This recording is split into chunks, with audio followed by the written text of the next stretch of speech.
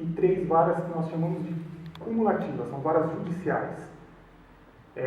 Todas aí, as 4, têm matérias cíveis e criminais. O juizado especial tem o juizado especial cível, ainda tem o juizado especial da Fazenda, para matérias do poder público, e o juizado especial criminal. As varas judiciais têm as matérias cíveis, família, qualquer matéria civil que possa pensar, e ainda temos o criminal. Mais ou menos 5.000 ações em cada vara e mais de 16.000 ações no anexo fiscal. São as execuções fiscais da Fazenda Pública contra aqueles que não pagaram seus tributos. Então, vocês conseguem visualizar um pouco desse problema da quantidade de processos, que é algo que já é muito conhecido. Aí eu aproveito que tem muitos funcionários aqui de Ferraz de Vasconcelos para agradecê-los, porque trabalhar em Ferraz de Vasconcelos é muito bom. São varas que funcionam, o trabalho ele flui. A gente sabe da dificuldade que é, mas aí fica meu agradecimento muito especial às pessoas que também são pessoas da nossa confiança e da nossa amizade. O Poder Judiciário ele aceita, pela sua estrutura, quase todo tipo de ação, quase todo tipo de reclamação. Então vamos ao problema. As pessoas hoje não conversam mais, as pessoas não resolvem os seus conflitos. Uma simples audiência de conciliação e mediação, às vezes ela pode terminar em 1 minuto. É 1 minuto assim, uma parte senta, olha para a outra e fala, eu gostaria que fosse assim, a outra fala, tudo bem. E a gente se pergunta, então por que chegaram até aqui? Não, a gente não pode negar o acesso, mas por que chegaram até aqui? Por que esse assunto não foi resolvido anteriormente? E por outro lado, o conciliador pergunta, vocês já conversaram sobre o assunto? Não. Aí vem a conciliação. Eu confesso aos senhores que eu não tenho formação técnica em mediação e conciliação. Meu conhecimento é o do dia a dia, é o prático. Essa prática, ela requer paciência, ela requer respeito, atenção. As partes precisam conversar. Eu, antes de ingressar na magistratura, eu tive uma experiência como defensor público. E trabalhei com juízes muito experientes e pessoas que eu admiro muito. E eu aprendi certas técnicas que eu utilizo no meu dia a dia, que eu acho que funcionam muito bem. Um juiz que hoje é desembargador, chamado Roberto Maia Filho, ele tinha uma espécie de um discurso pronto. Então, toda audiência que eu assistia, que eu realizava, eu escutava aquele discurso do Roberto Maia. E eu percebi como fazia efeito, porque era algo que deveria ser dito para todo mundo. E eu costumo usar, quem já assistiu a audiência comigo sabe, esse discurso, que é o seguinte: as partes têm um conflito, vêm para o judiciário porque querem uma resposta.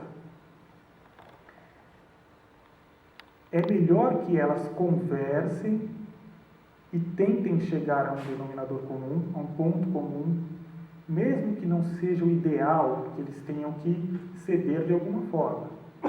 Ou eles querem a resposta do juiz. E a resposta do juiz é simples. Eu não conheço esta parte e não conheço esta parte. Eu vou julgar este caso de acordo com a minha consciência e de acordo com a lei. Será que a minha decisão vai ser a melhor para a vida de vocês? Então, no contexto de mais ou menos 5.000 ações em cada vara, em que Vou usar o exemplo da guarda de um filho, que é algo tão importante. Esse processo de guarda, ele vai ser julgado numa vara que também julga o processo daquele rapaz que furtou linguiça no supermercado. Daquele rapaz que entrou com um calhamaço de folhas desse tamanho, isso eu não estou brincando, isso eu me deparei com o processo. Ele disse: senhor juiz, eu tenho um plano de telefonia celular e a operadora não está cumprindo, eu quero que cumpra o plano direitinho. Eu vou olhar esse calhamaço aqui, eu vou somar todas as contas telefônicas, quantos torpedos ele mandou. Então, voltando. A gente pode ver a diferença de importância de cada bem que está sendo julgado, juntamente com aquela pessoa que precisa discutir o principal da vida dela naquele momento, que é a guarda do filho. Antes de pedir uma resposta do juiz, a gente precisa conversar. Outro assunto para juntar com esse, a gente esteve conversando. A justiça, ela vem de um panorama contencioso. Então, no Código de Processo Civil anterior, que era de 1973, parece que valia a pena uma boa briga. E nisso, a gente podia calcular prazos. Olha, eu não quero pagar agora, eu não vou entrar em acordo, eu posso pensar que esse processo vai demorar mais ou menos uns 2 anos. Se não for boa a sentença para mim, eu vou entrar com recurso. Aí eu calculo o tribunal, vai julgar em mais ou menos 3 anos. De repente, se eu conseguir um recurso no tribunal superior, eu posso garantir mais 3 anos ou 4 anos. Eu vou pagar essa dívida, se tiver que pagar, daqui a 8 anos.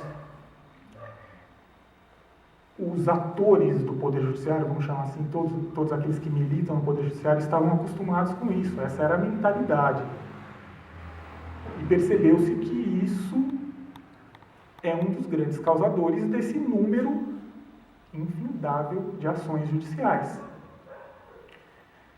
Há um novo Código de Processo Civil, há uma lei específica de mediação, lei de arbitragem, tudo isso para tentar resolver o conflito de uma forma muito mais satisfatória e muito mais rápida.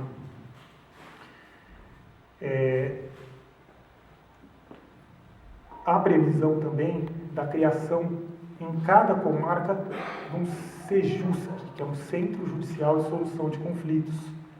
Esse é um centro especializado para que as partes possam procurar alguma maneira de fazer o acordo, de conversar sobre o assunto, e isso depois só é homologado pela Justiça. Então você não precisa judicializar o conflito. Nós estamos em via de implantação, lutando para que possa ser inaugurado aqui em Ferraz de Vasconcelos.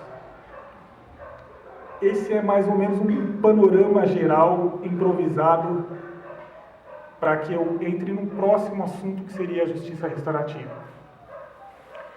Vou colocar a justiça restaurativa como um método, uma forma de justiça de solução do conflito. Por favor, o primeiro slide. Esse conceito que eu trago aqui para vocês é o conceito do Egberto de Almeida Penido, que é juiz de São Paulo.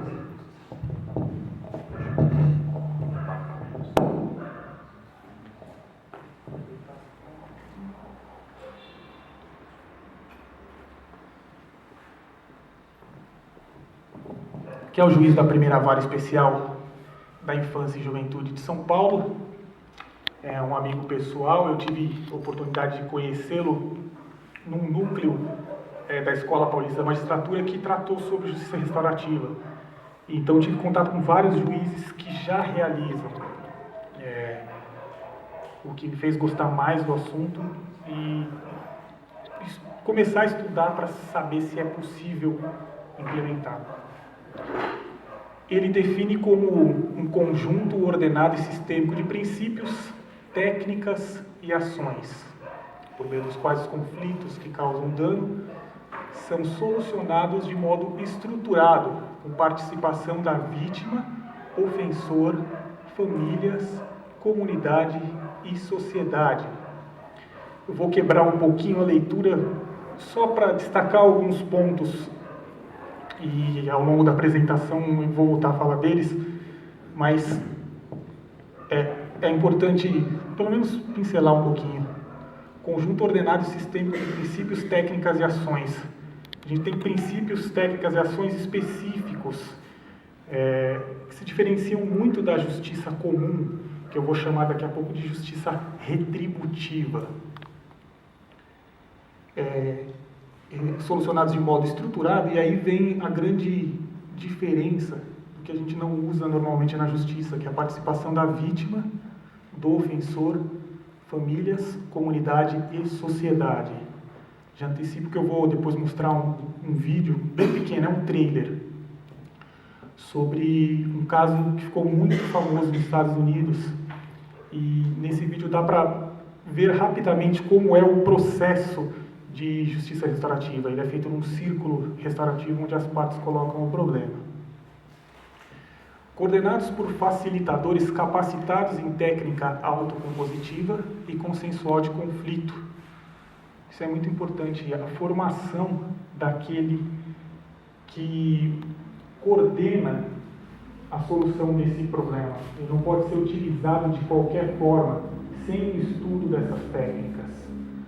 Há um risco muito grande de deturpar a justiça restaurativa.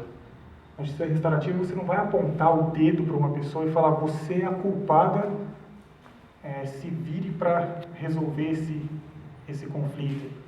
Então o coordenador, quando há o círculo, chamado de guardião do círculo, ele tem que ter a técnica exata para chegar na melhor solução do conflito sem deturpar esses princípios. Tendo como foco as necessidades de todos os envolvidos, responsabilização ativa daqueles que contribuíram direta ou indiretamente para o evento danoso, e o empoderamento da comunidade e sociedade por meio da reparação do dano, recomposição do tecido social rompido pela infração e suas implicações para o futuro. O que a gente está vendo nesse conceito é uma participação de todos para a resolução do conflito. Não somente o juiz vai ditar o que a pessoa deve fazer. Não. Todos, ali a expressão responsabilização ativa, todos vão ter que construir esse consenso. Qual é o melhor consenso? E depois vem o empoderamento da comunidade e sociedade. A comunidade e sociedade também tem que participar dessa solução. Porque, às vezes, o dano não é só para uma pessoa, não é só vítima e ofensor. No vídeo, há um dano muito grande na sociedade, e esse é um vídeo muito específico, muito legal para tratar desse assunto.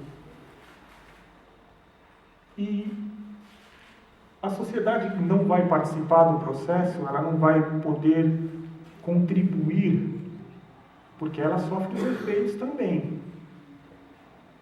Então, nesse conceito, a gente tem uma visão muito geral de justiça restaurativa. Eu coloco nessa exposição breve a justiça restaurativa inserida num conceito de direito penal e infância e juventude, sem exclusão de outros ramos de direito, com uma importante ferramenta para desjudicialização de infrações penais ou atos infracionais, assim como para a integração da vítima, do ofensor e da sociedade ao procedimento judicial ou extrajudicial, promovendo-se a cidadania e o bem comum. Eu não pretendo ser muito técnico em relação ao direito, mas a nossa legislação ela tem ainda poucas ferramentas de transação, de autocomposição, principalmente na esfera penal. Tá? Então, no âmbito dos juizados especiais ou da infância e juventude, você tem na legislação uma fase em que é possível essa transação entre vítima e ofensor. No Código Penal, e aí vem uma constatação de que o Código Penal e o Código de processo penal são da década de 40. Não há essa previsão de transação. A justiça restaurativa ela vem sendo utilizada principalmente na infância e juventude e também nos juizados especiais.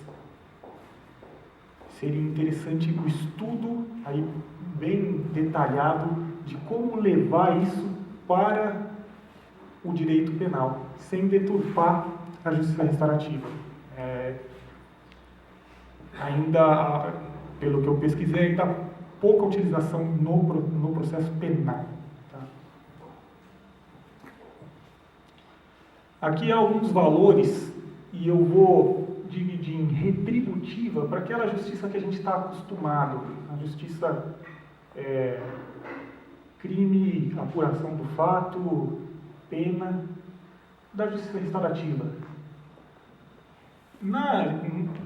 No conceito normativo do crime, a justiça restaurativa ela usa um conceito normativo de crime. Ele é um ato contra a sociedade e ela é representada pelo Estado. Na justiça restaurativa você trata um outro conceito, que seria realístico. É um ato que traumatiza a vítima, causando danos. Na justiça retributiva, o primado do interesse público. O primeiro, o interesse principal da sociedade, representada pelo Estado, o centro. Há um monopólio estatal da justiça criminal. Quem deve falar sobre a justiça, decidir, é só o Estado, ele tem esse monopólio. Na justiça restaurativa, você pode colocar o interesse das pessoas envolvidas e a comunidade fazer uma justiça criminal muito mais participativa. Na justiça retributiva comum, processo decisório a cargo de autoridades, policial, delegado, promotor, juiz e profissionais do direito. São esses os envolvidos para dizer o direito. Enquanto na justiça restaurativa, esse processo ele pode ser compartilhado com as pessoas envolvidas, como a vítima, infrator e comunidade.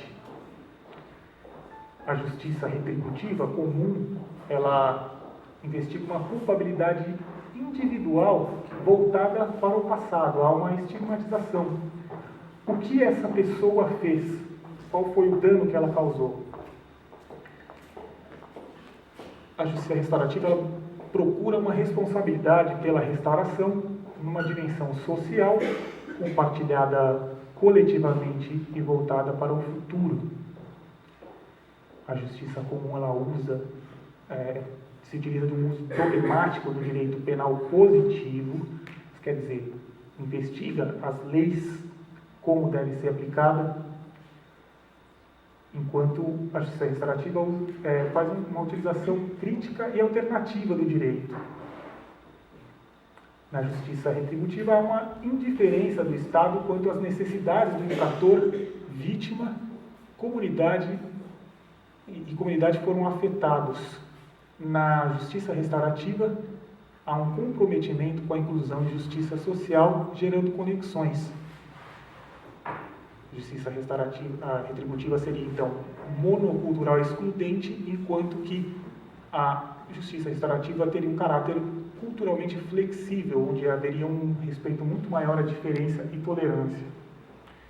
Eu vou colocar aqui, utilizando esse penúltimo espaço da justiça retributiva, quando ele diz indiferença do Estado quanto às necessidades do infrator, vítima e comunidade, para usar um exemplo que ocorreu comigo num caso criminal. Em breves linhas, o caso foi o seguinte: uma moça aqui de Ferraz de Vasconcelos, que é atleta, estava treinando ali perto do parque conhecido como Birutão, e pediu para que o filho filmasse a performance dela com o tablet. Ela mandaria para o treinador para saber se estava tudo ok com o treino. E então começou o treino. O que aconteceu? Um rapaz veio, olhou o tablet, a seguiu, ele usou de violência para arrebatar o tablet. Ele não chegou a usar a violência como um soco ou algo nesse sentido. Mas houve aquela luta corporal pelo aparelho.